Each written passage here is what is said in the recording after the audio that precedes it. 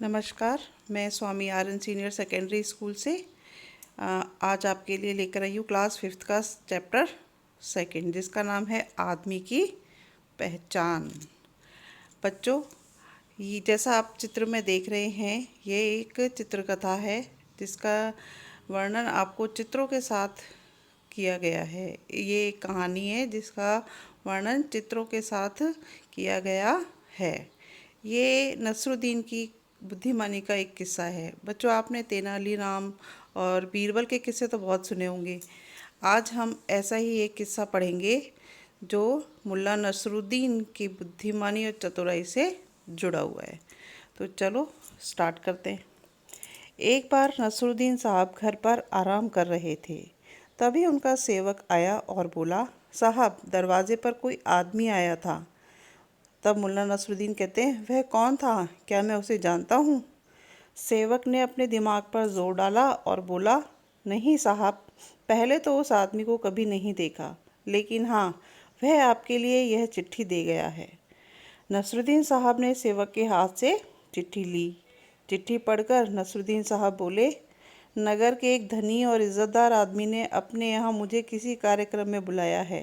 यह नौकर कहता है, यह तो बहुत खुशी की बात है।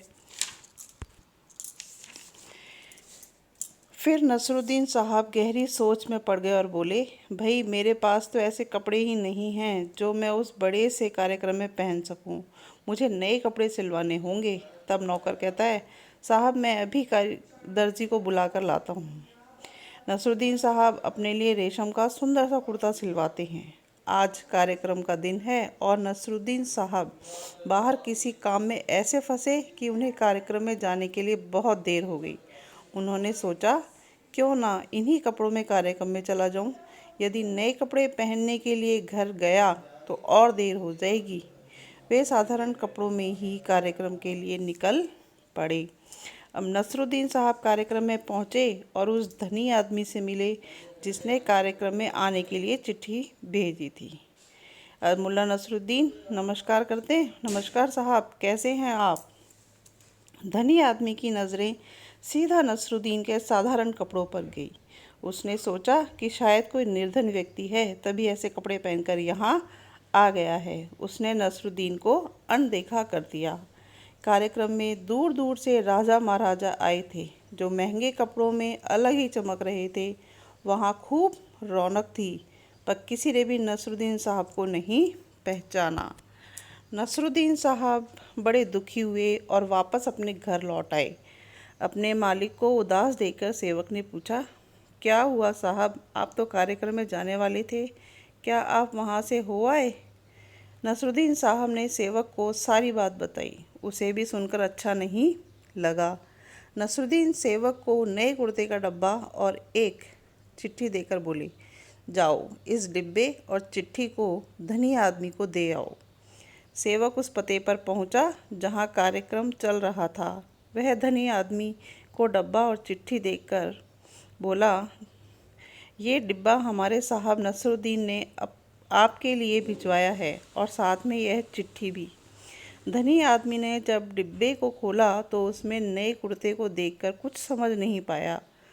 अब उसने चिट्ठी पढ़ी जिसमें लिखा था, जब मैं आपसे कार्यक्रम में मिला तो आपने मुझे पहचाना नहीं, क्योंकि मैंने पुराने व सस्ते कपड़े पहने थे। अब मैं समझ गया हूँ कि आपने मुझे नहीं बल्कि मेरे महंगे कपड़ों को कार्यक्रम में बुलाया था। यह कुर्ता नया व महंगा है, इसे इज्जत दीजिए। आपका नसरुद्दीन। चिट्ठी पढ़कर धनी आदमी को सब समझ आ गया। धनी आदमी कार्यक्रम के बीच में ही नसरुद्दीन साहब के घर पहुंचा और विनम्रता से बोला, नसरुद्दीन साहब, मैं अपनी गलती पर शर्मिंदा हूँ। मेरी नज़र आप पर नहीं, आपके साधारण कपड़ों पर थी।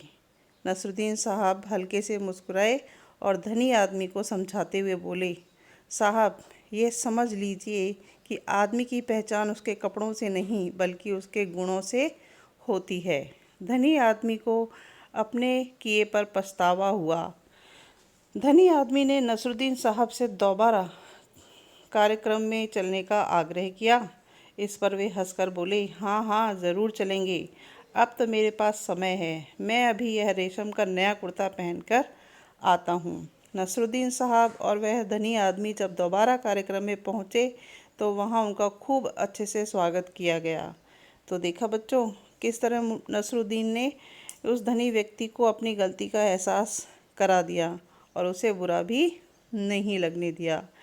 तो इस कहानी से हमें यही संदेश मिलता है कि हमें व्यक्ति को उसके कपड़ों से नहीं देखना चाहिए, बल्कि उसके गुणों को देखना चाहिए। हमें हमेशा आदमी के गुणों का सम्मान करना चाहिए, ना कि उसकी चीज़ों का।